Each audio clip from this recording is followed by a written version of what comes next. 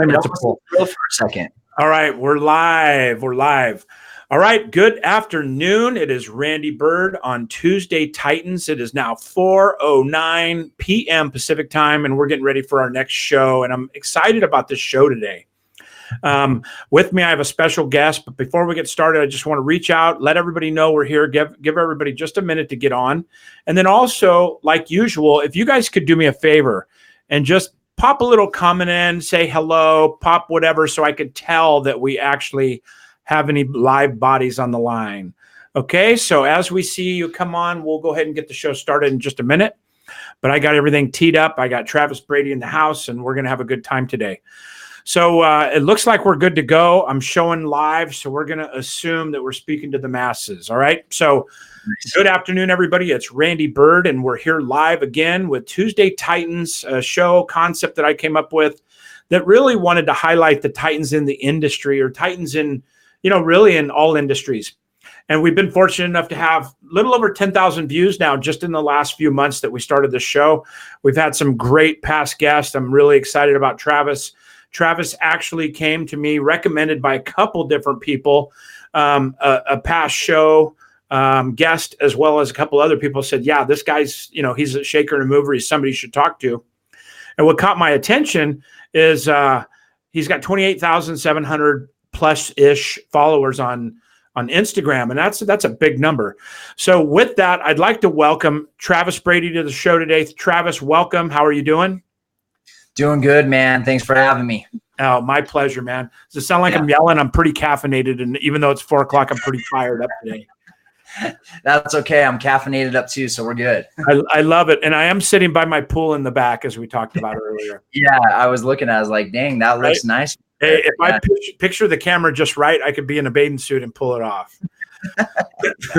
But, I really appreciate you being on the show today. And what this show is really about, it's about you. It's about the guest. It's about how to become a Titan in your industry, and really getting the advice and input from people that have pulled it off and have done a good job with that. You have a huge following. I'd like to get to know you a little bit. Usually I have a pretty good bio on people, and we kind of went dark on this one. You're one of those guys who were on my radar. I wanted to meet and talk with you. So we're going to learn each other today. We're going to learn today. Right. But, I want to get to know you. I want to get to know what you're great at. And so if you wouldn't mind, give the audience a little background about you, what you do, and kind of what's going on. Yeah. Well, first of all, I just want to say, thanks again for having me on. And, I want this episode to be more about the audience than myself. But, I would like to share, a little bit about, what I've experienced in my journey and how to help, the people that are they watching and or listening right now, or both? They're watching typically. We'll go roll it to podcast later, but right now it's a live video on Facebook. Be Live is a platform that pushes to Facebook. So we've got a few viewers on now. You can't see much on your side, but I can see a lot on my side. And when they start asking questions and stuff, it'll be interactive if they so choose to. Yeah, I would love to have some interaction from the listeners or viewers. But I'm the coach's coach. I speak as well, hold my own events. I've been coaching collectively 16 years. And, it started off as fitness coaching, and it led into nutrition coaching. And then it led into, these people that I'm working with need more than just something to put in their mouth and to work on with their body. So it led into something deeper, which is life coaching, and more specifically identity coaching, because that's more of when people go to change their body, they're wanting to recreate themselves as an individual, and then over that time span, I had a lot of people coming to me and saying, hey, I really love what you do. You've built a great business. How do you do that? Because I'm lost here. And so I just had this I just followed my heart and started helping these other coaches. And it's led into what I do today, which is helping leaders become next generation in what they do, being unique in their field and creating a big impact and big income in their life. So it's been fun. Wow. And you've been in that space for 16 years? Yeah, collectively 16 years. So right out of high school, I went right into the fitness coaching. And so I knew what I wanted to do from a very young age, and didn't hesitate doing it. Just jumped right in. That's very cool. Kip Roth just said, Travis. yes. You know, I don't know if you're a good guy. Yeah, Kip's a stud. Kip's a great guy. He made me cry on live Facebook. How do you like them apples? He makes me cry all the time, right? For He's different reasons. He's like, you need to do it, bro. Stop messing around. Exactly. You know, we don't know anything about each other, so that's what's very cool about this is we're really getting to know each other on a business and personal level here live. And I'm in a network marketing company called Isogenics Health and Nutrition. I've been in that for about 10 years. Met a girl on an airplane. Lo and behold, she said, "You should try this." I'm like, "Yeah, you're hot. I'll try anything." And it literally changed my life, right? It changed my life. I lost 50 pounds. Wow. It literally, to this day, I still put it in my body. And I did a lot of coaching without knowing I was coaching back then, right? When you get to be a leader and you start moving that direction.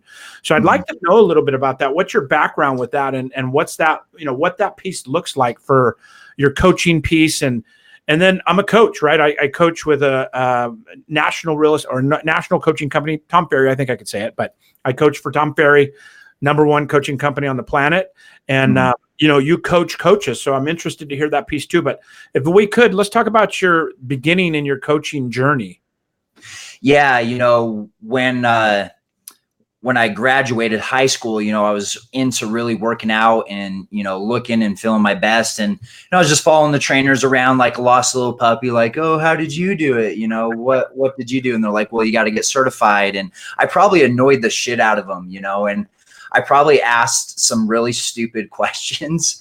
And, but one day, you know, one of the managers walked up to me and he said, "Hey, I've been watching you. Would you like a job?" And I'm just looking around like, oh, me? Like, you want to, I was so like, that was my dream. And so I jumped right into it and started working. And, you know, I got my certification later. At the time I was going and getting my bachelor's degree. And, you know, looking back, you know, I really had no clue what I was even getting into, but I loved it so much. And, I did get results, you know, with my clients. And the frustrating thing that began to happen is I was living my passion, but I wasn't making a lot of money doing it. And so that's what ventured into the nutrition coaching. And when I started offering that to my clients, apparently that's a no-no to the gym. And so they fired me. Oh, is that right? Yeah, they fired me. And yeah. Little did they know who they had. Yeah, I was crying. I literally was begging for my job back, but they just said, "No, you know, we can't do it." And so counterintuitive, you would think. I mean, it just so, you know, of that space. Yeah, you know, the thing that really pissed me off about it is there was a bunch of people there that it wasn't their career, it was just their job. Like, how could you fire me that genuinely cared, you know, about my job? And so I went off on my own, had no clue how to market, how to do anything. I actually lost money on my own, and I finished my bachelor's degree 2 months later. And here I find myself, no job, living on food stamps, at my bachelor my bachelor degree party. And everyone's like, "Well, what are you doing?" "I'm unemployed and I'm on food stamps." You know, unbelievable. Yeah. Shout out to all my teachers who told me that getting a bachelor degree would change my life, you know?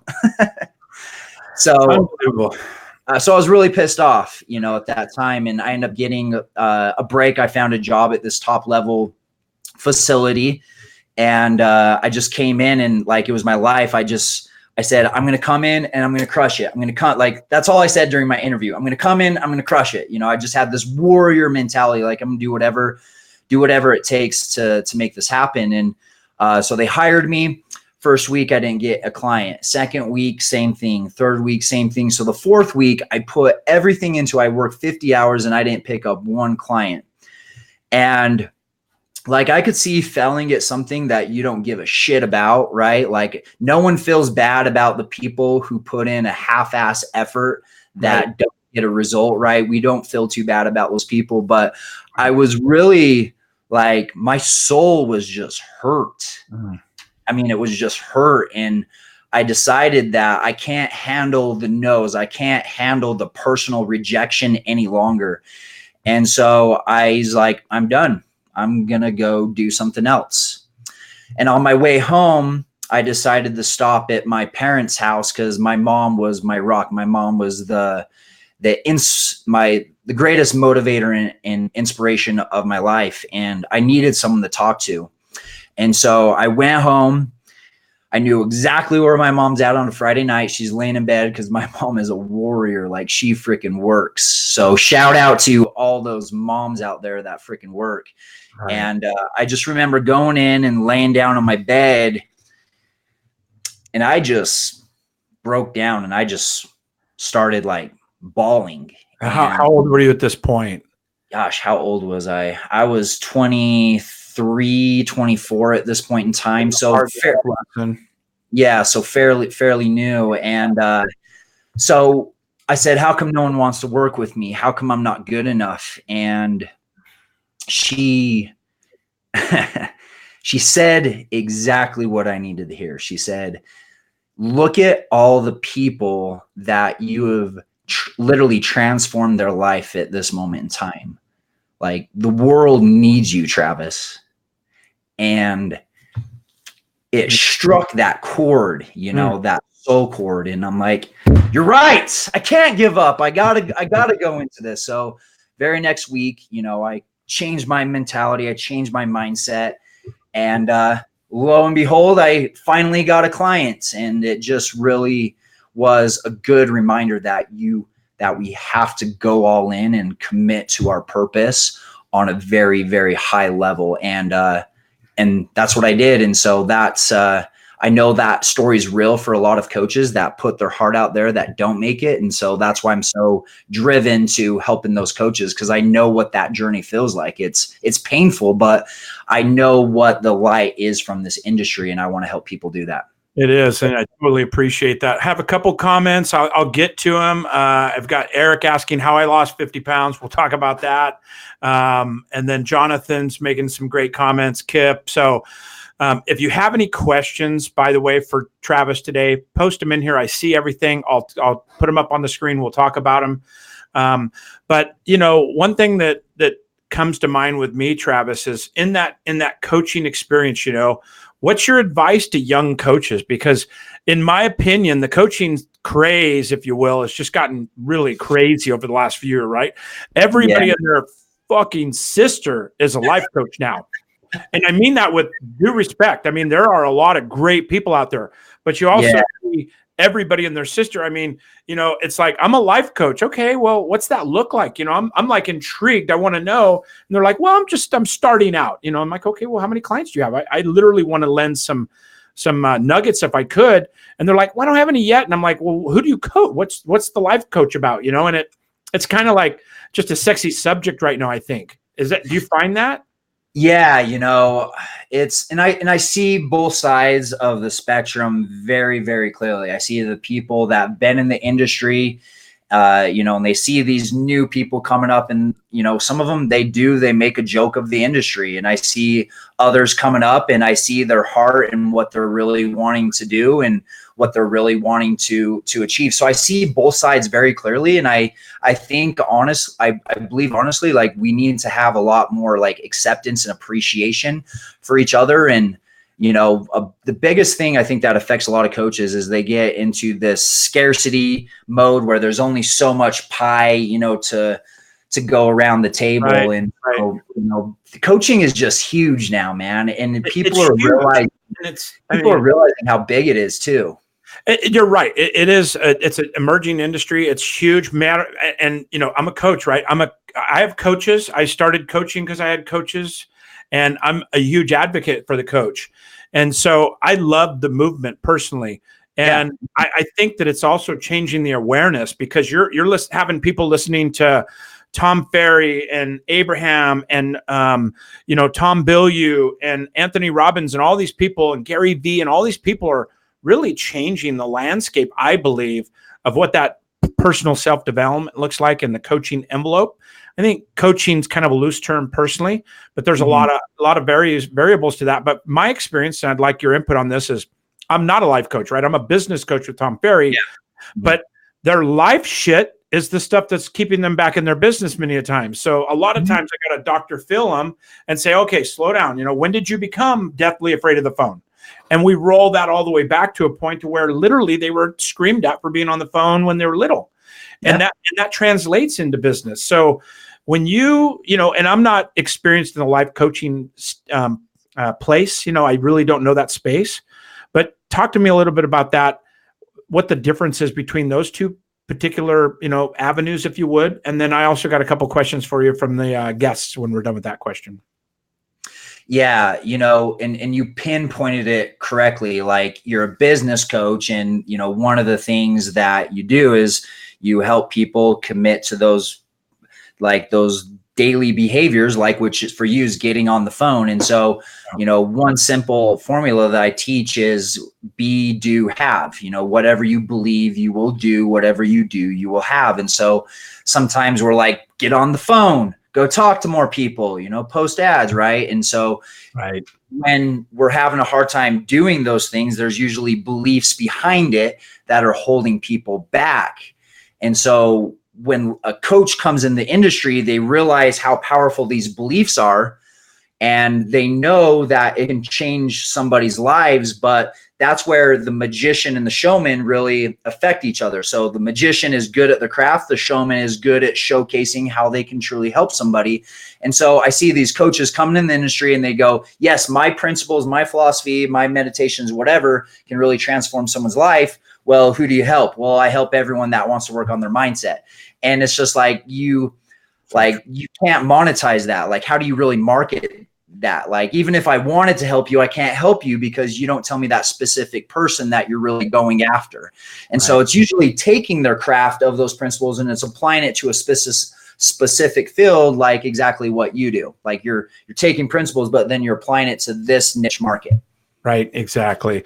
And let me ask you a question. I got a question from Eric Reed, and it says, how do you stand out in 30 seconds as the coach, not just a coach? Yeah, that's a good question. What I tell my coaches when I'm working with them, I was like, anytime someone asks what you do, it's actually a trick question. What you really want to do is tell them why you coach, what got you into coaching. And, we all have a personal experience or story or deep purposeful reason of, why we're coaching the particular people that we do. And I think, to stand out, it's sharing that why behind what we do. And, going off the many, many studies, and I mean, so many, is like the why triggers us on a deeper level and causes us to change our behaviors to actually want to pay attention to what that person is actually saying. Yeah, it's so true. And Jonathan Abraham just said, would you buy you? ? That's what I always ask myself. Would you take advice from you? And Jonathan's a superstar Keller Williams agent back east somewhere. I think he's in Florida, but he's a beast. And, it's true. A lot of times when we're coached, there's a lot of triggers for me, right? There's a lot of things that clients will say that trigger me to go, oh, that's a coaching moment. I remember this particular tool. And be, do, have is one of the very first things I was taught by one of my first coaches. And it was in the isogenics field. It was in the network marketing field. And Bill Mayer, I don't know if you've ever heard of Bill Mayer, but he is a beast and I love him. Totally opposite coaching style of me. He's very kind of soft and methodical in his coaching beliefs. Coached Oprah Winfrey. He's coached a lot of amazing people.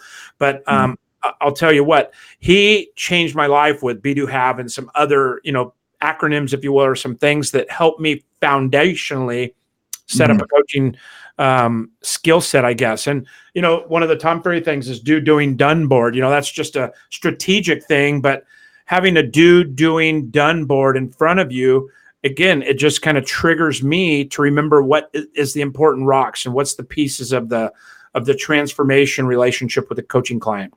Yeah, absolutely, for sure. Yeah, I like that. Do, doing, done. Is that what it is? Yeah, do, doing, done. Do, doing, done. Yep, cool. Do, doing, done. So, so let's transition a little bit. So, how many clients do you work with, and what's that look like for your business? I mean, I know you want to make this about the audience, but I think it would help them understand you a little bit, maybe in that regard. And then I'm going to transition to Instagram after that because you're a beast in that area. Okay, cool. Yeah, you have a smart audience. Those are some good questions. Yeah, thank you, buddy. I appreciate it. Yeah, we've got some horsepower on the line right now. I'll tell you what, I can see 100 million in production just what I'm looking at. Yeah, those are some good questions. I like it. So sorry, what was the question again? So I forget now. I'm looking at things as well. Oh, in the coaching relationship, how many clients do you carry, and what does your coaching business look like? Kind of a shameless plug, maybe, for your coaching business. Yeah. So my main thing is I do events, and then from those events, it filters down into people that want to work with me. So the events is the main thing. And then from there, it's going deeper into what exactly that they want to work with. So I work with any type of service-based type of coaching. Like, I'm working with vocal coach. She's amazing. Oh, really? Yeah, vocal coach. Yeah, that's been so any type of coaching. It's all so similar, and the path is the exact same.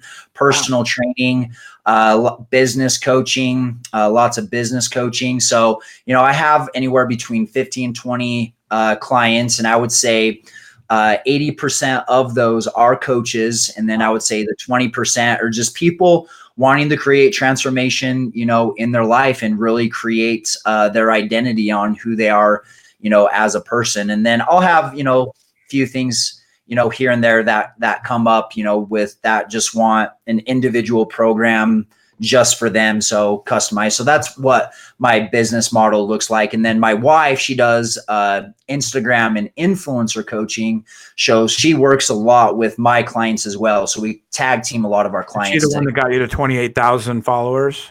She actually is. Yeah. Right. Can you step away and put her on the line, please? Just kidding. Grab her. She's working. She's working right now, but yeah. And we've just really helped each other in our businesses personally, but yeah, we help our clients as well. Good for you. What's your wife's name? Maddie Mink. Maddie. Does she do coaching for that specifically, for that space? Yeah. And she kind of had a similar path. When I first met her, she was a personal trainer, and very cool. She was one of those personal trainers though, like pick up weights and right. And eat. And so I introduced her to this whole like Tony Robbins world, as you'd say. And the first event I had, it actually changed her life, and yeah, it was crazy. So It was kind of to see her own Kip is surprised maybe you're married, because he goes, wife, holy crap, and then he said mink, maybe inside joke, but I don't know what it means. Yeah, does Kip have inside jokes with you? Minks. Yeah. So that's what it looks like right now. That's beautiful. And just so I get to all the questions, Eric Reed asked how I lost 50 pounds because he missed the beginning part of the show. On Isogenics, it's a network marketing company that I've been in for years and years.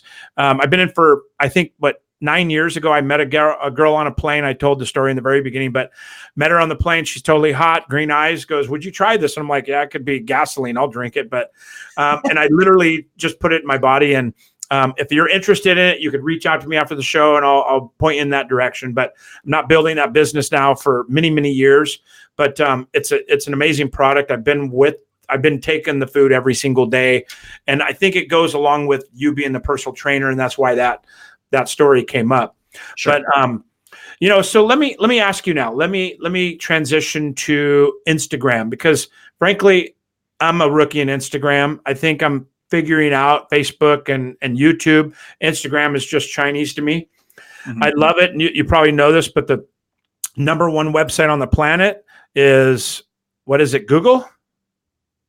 Number two is YouTube, which is owned by Google.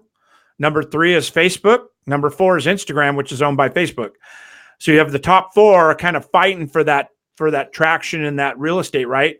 Yeah. And I didn't know that until recently. I didn't know that YouTube was owned by Google. I mean, they buy out everybody, but yeah, so, I didn't know YouTube was ahead of Facebook. But yeah, I mean, I could see that. I'm almost positive of that, but I'm always wrong. So quote me on it and then prove me wrong, because that's just how I operate. But I'm in the 90s as far as certainty, but Google's number 1, YouTube's number 2, Facebook's number 3, and Instagram's number 4.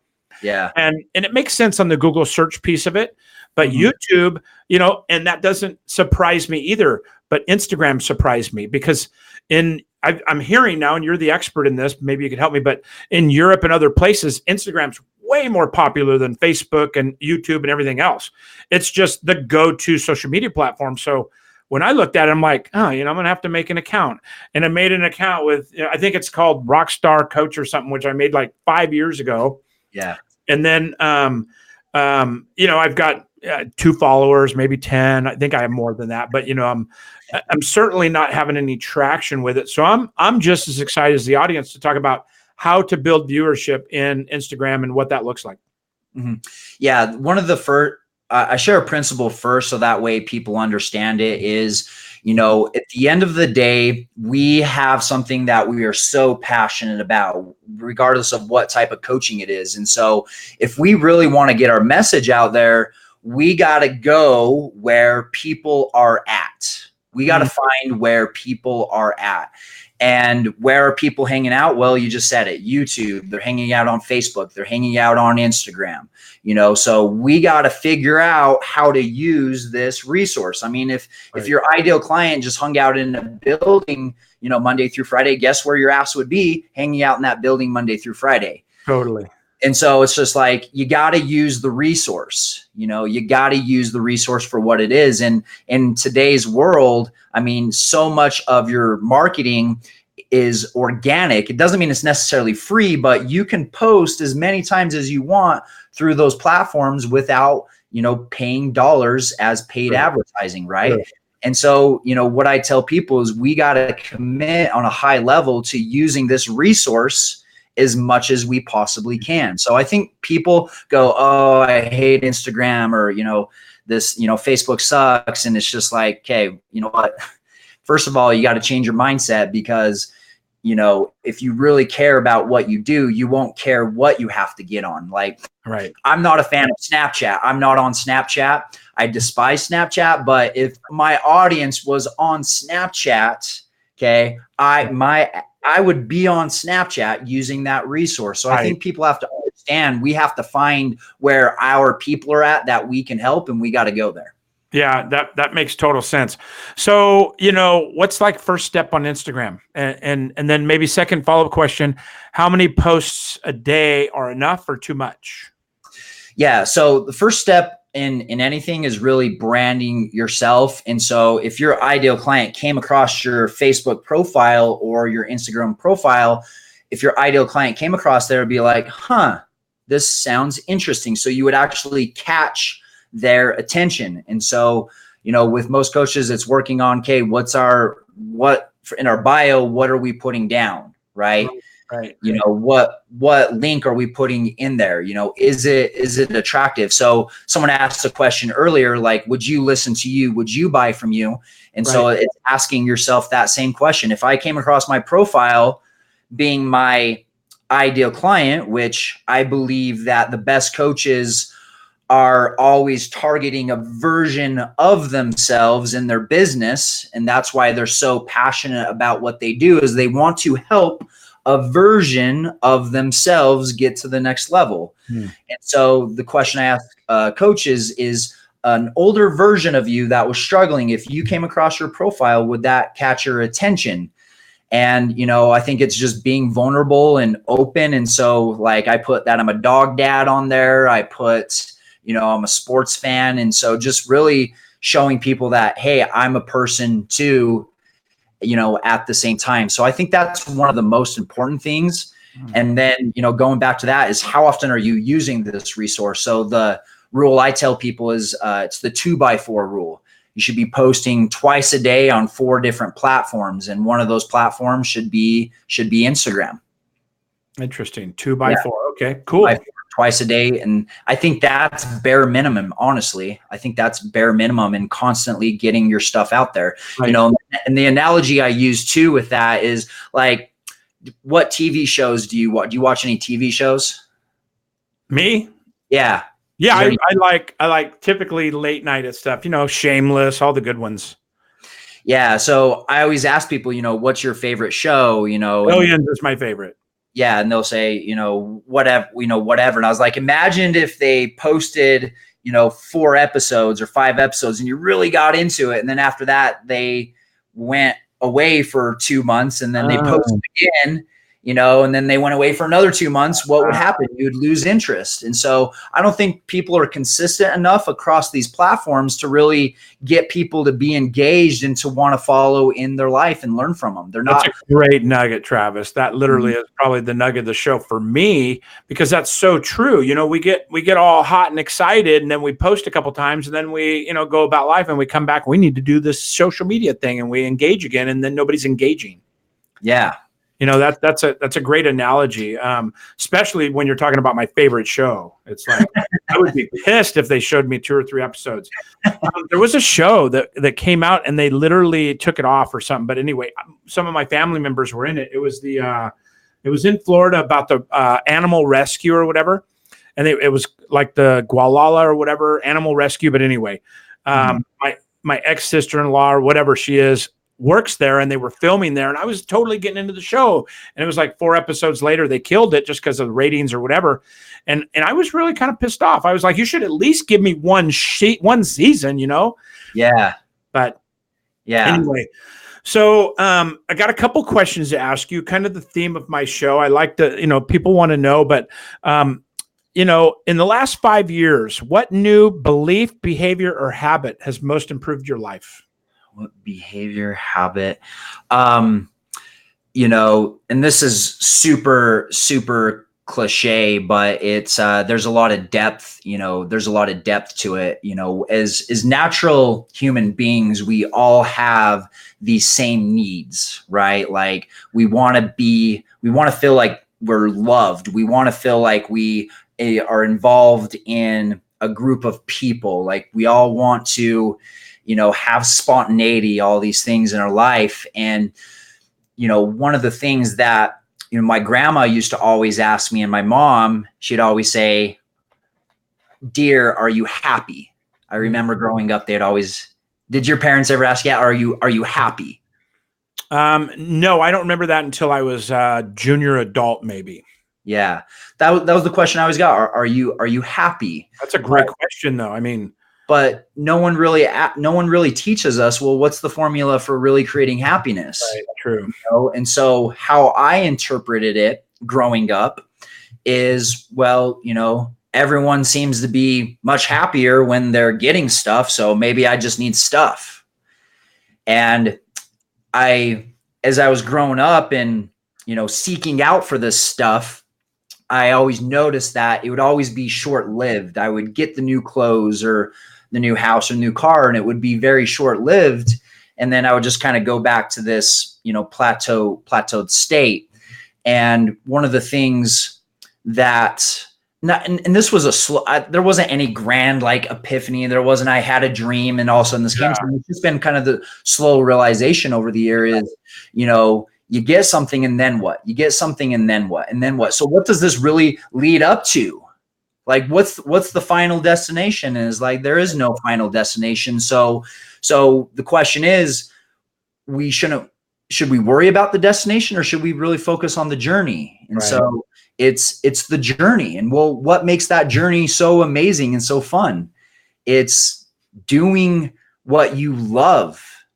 It's appreciating the journey. Yeah, giving what you love to the world. And so with most coaches, we find what's the best way that you give love through your coaching, and we all like to give love differently. And so when I'm working with coaches, it's finding out, what's going to satisfy your soul the most of how you give your coaching. And some people, this online coaching. With me, I like to be, face to face in person. I'll fly to their house or their city. And because I want that one-on-one interaction. So it's really just finding, what's the best way that we can give our love to the world, because when we give, we receive, we feel significant. Every human need that we seek out as human beings is achieved through giving. And Tony Robbins has said that same thing, all suffering would end if we'd simply just give. So true. So true. And you're really striking a chord with me, which I really appreciate. So 2 last questions before we wrap up the show. And thank you very much for being here. Where could people find you real quick before I forget at the end, but where can they find you on Instagram or whatever? What's your handle?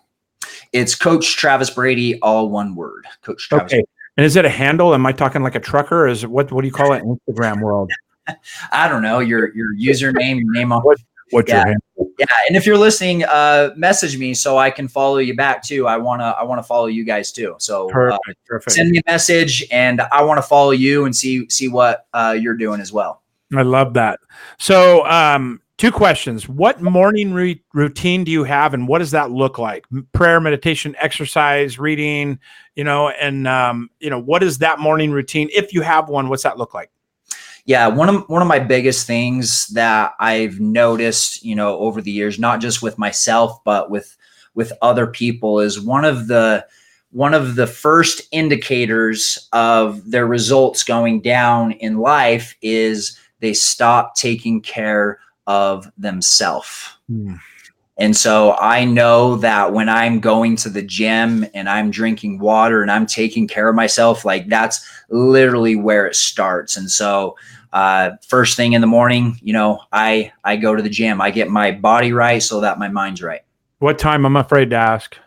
You know what? These people say, "Oh, wake up at 5 a.m., 4:30." Before you get up 3 a.m., we're going to the gym. I'm like, dude, I don't like you anymore. Yeah, it's waking up at 6:30 and it's hitting the gym by 7 o'clock. And, I just don't believe in that. You have to be up at 5 a.m. As long as you're getting the 7 to 8 hours of rest, you have the morning and night routine. Everything else seems to meet itself in the middle and creating structure. So 6:30, I'm not one of those crazy. Yeah, I'm actually with you on that one. But, there are some people that are very passionate about their 3:30 a.m. workouts, and I'm power to them, baby. I watch them and I thumbs up them. Yeah. Last question. What career accomplishment makes you most proud and why? I think doing my first event as a coach. I think that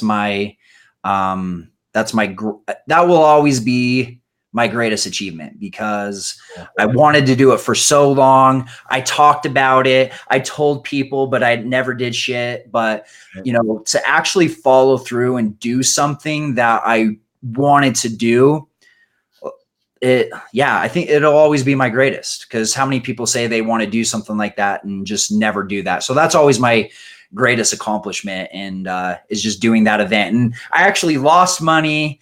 I didn't make any money.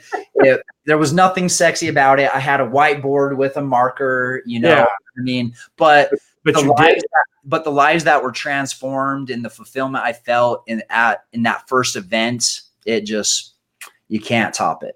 I'm right with you. Actually, you just brought me back to my first event and the emotions I felt and the interaction that was going on, and that's really what flipped the switch for me in my career. So I really appreciate you sharing that.